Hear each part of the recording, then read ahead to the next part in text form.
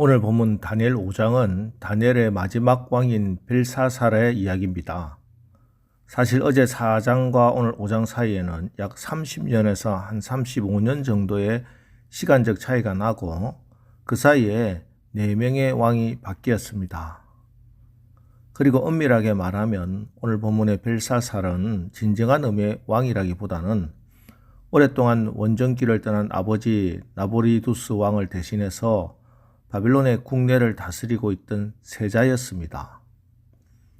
또한 성경학자들에 의하면 오늘 본문의 사건은 이미 메대와 바사 연합군에 의해서 바벨론의 다른 지역이 점령을 당했고 벨사살 왕이 있던 성도 포위당한 지 2년이나 되던 때에 일어난 일이라고 보고 있습니다. 이때 벨사살 왕은 1000명의 귀족들을 위해서 큰 잔치를 베풀고 그들과 함께 술을 마시고 있었습니다. 지금 아버지는 전쟁터에 나가 있고 메대와 바사에 의해서 다른 지역은 이미 점령을 당하고 자기가 있는 성도 포위된 이 급박한 상황 속에서 어떻게 잔치를 벌인다 잘 이해가 되지 않습니다. 하지만 추측컨대 그는 2년 동안이나 메대와 바사의 공격을 버텨온 난공불락의 바벨론 성에 대한 신뢰와 더불어 불안해하는 귀족들의 마음을 달래기 위해서 잔치를 열었던 것 같습니다. 그런데 벨사살이 이 잔치 자리에서 해서는 안 될 짓을 합니다. 느부갓네살이 예루살렘 성전에서 가지고 온 그릇을 가지고 오라고 해서 거기에다 술을 부어 마시기 시작합니다. 그런데 이게 단순히 술에 취해서 행한 객기가 아니었습니다. 의도적으로 하나님을 모욕하려는 신성모독의 악한 생각에서 나온 행동이었습니다. 그래서 감히 느부갓네살 왕도 창고에 두기는 했을지언정 손을 대지는 못했던 그 그릇에 술을 따라 마시고 우상들을 찬양한 겁니다. 예, 여기 벨사살은 하나님을 대적하는 마귀의 종노릇하는 사람이었습니다. 그런데 그 순간 갑자기 벽에서 손가락들이 나와서 글을 씁니다. 5절입니다.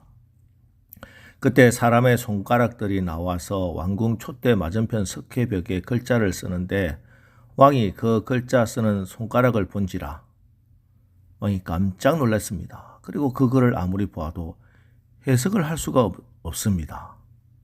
그래서 만약 그 글을 읽고 해석하는 자에게는 자주색 옷을 입히고 금 사슬을 목에 걸어주며 나라의 셋째 통치자로 삼겠다 이렇게 말합니다.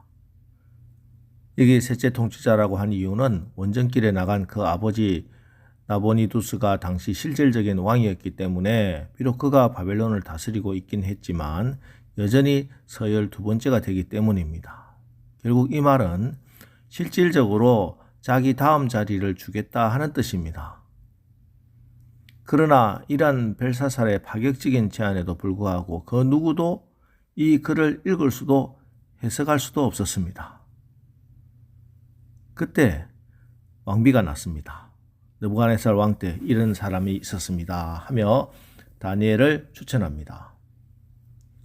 이것으로 보아서 다니엘은 벨사살 때는 충정되지 못했던 것처럼 보입니다. 그래서 벨사살이 다니엘을 부르고 벽에 쓰인 글씨를 해석해보라 이렇게 말합니다. 다니엘은 벨사살에게 느부갓네살 왕 때 있었던 어제 4장에서 느부갓네살 왕이 고백했던 사건, 하나님을 인정하지 않아서 정신병이 들어서 들에 나가 짐승처럼 살게 되었던 그 사건을 가지고 벨사살의 교만함과 신성 모독죄에 대해서 엄히 책망합니다.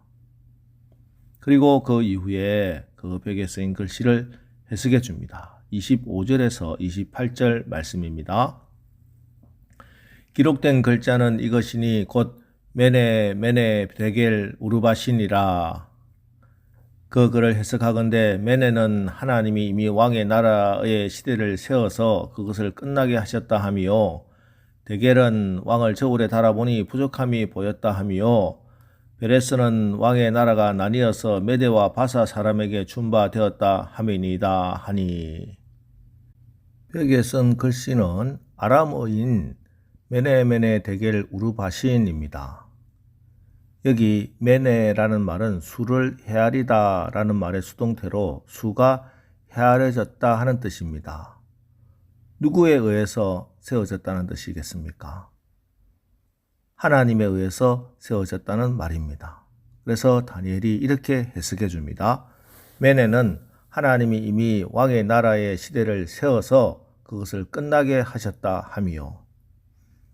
왕의 시대, 왕의 생명이 하나님에 의해 계수되었는데 왕의 날이 끝났다 하는 겁니다. 예, 하나님은 인간의 생명과 호흡을 주장하시는 분이십니다. 하나님이 끝났다고 하시면 끝난 겁니다. 부르시면 가야 합니다. 그래서 그날 밤 벨사살은 그리고 바벨론이라고 하는 나라는 끝이 납니다. 데겔이라는 말은 저울을 놓고 달았다라는 말의 수동태입니다. 그러니까 저울에 달려졌다라는 뜻이죠. 자, 그래서 이렇게 해석해 줍니다. 데겔은 왕을 저울에 달아보니 부족함이 보였다 함이요. 하나님께서 요구하시는 기준이 있습니다. 그런데 벨사살 왕의 삶의 질이 하나님이 요구하시는 기준에 턱없이 모자란다 하는 겁니다. 여러분, 우리는 어떻습니까? 하나님께서 우리를 감찰하시면서 하나님의 저울에 달아보시고 있다는 사실을 생각하면서 살아야 할 것입니다. 하나님의 저울로 우리를 달아볼 때 턱없이 부족하다는 판단을 받지 말아야 할 것입니다. 그럼에도 불구하고 우리는 또한 너무나 잘 알고 있습니다. 우리 인간이 아무리 어렵게 산다 할지라도 하나님의 저울에 달아보면 턱없이 부족합니다. 이 세상 사람들의 모든 의를 합친다 해도 턱없이 부족합니다. 그럼 어떻게 해야 하겠습니까? 예수 그리스도의 의를 힘입어야 합니다. 예수님의 피공로가 아니면 안 됩니다. 오늘 기도하시면서 다시 한번 진심으로 예수님으로 여러분을 가득 담으시기 바랍니다. 비록 나는 부족하지만 주 안에 내가 있고 내 안에 주님 계심으로 주님과 함께 오늘도 의의 길, 생명의 길을 걸으시기를 축원합니다. 그리고 우바르신이라는 말에 우는 그리고라는 말이고 바르신이라는 말은 나누다 하는 수동태로 나누어졌다라는 뜻입니다. 지금 바벨론을 멸망시키기 위해서 메대와 바사 연합군이 공격해 왔습니다. 성 밖에 진을 치고 있습니다. 여러분, 유리컵을 땅바닥에 던지면 깨져서 산산조각이 나서 형체도 없어지지요. 마찬가지로 바벨론이 메대와 바사 연합군의 공격을 받아서 산산조각이 나서 나눠진다 하는 뜻입니다. 완전히 멸망한다라는 뜻이죠. 한번 죽는 것은 사람에게 정하신 것이요 그 후에는 심판이 있다고 했습니다. 우리가 하나님 앞에 설 때 하나님이 우리를 세시고 우리를 달아보신 것을 가지고 그대로 심판하신다는 사실 잊지 말고 살아야 합니다. 지금까지 살아온 우리의 삶을 비디오로 찍어서 사람들 앞에 보여준다고 생각해 보세요. 잘라버리고 싶은 장면이 얼마나 많겠습니까? 아니, 하나님은 우리의 행위뿐만 아니라 마음속의 생각과 동기까지 감찰하십니다. 이 사실을 생각하면 어떻게 해야 하겠습니까? 정말 예수님 없이 살아서는 안 되겠습니다. 정말 하나님의 은혜와 긍휼하심이 아니고서는 한순간도 살 수 없습니다. 오늘 하루 우리의 삶의 자리에서 일터에서 살아가시면서 하나님 앞에 서 있다는 사실 잊지 마시고 매 순간 주님의 은혜와 긍휼함을 잊고 성령의 도우심으로 복되게 사시기를 주님의 이름으로 축원합니다. 기도하겠습니다. 하나님, 우리 하나님은 은혜와 자비가 끊임이 없으시고 오래 참으시는 하나님이십니다. 그러나 우리가 하나님의 말씀의 울타리를 한참 벗어나 돌아올 생각조차 않는다면 하나님의 진노와 심판을 받을 수밖에 없다는 것을 오늘 말씀을 통해서 다시 한번 절실히 깨닫습니다.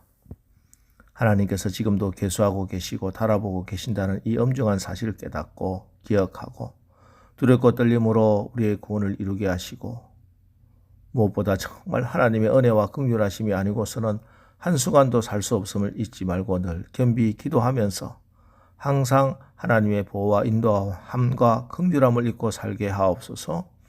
예수님의 이름으로 기도합니다. 아멘.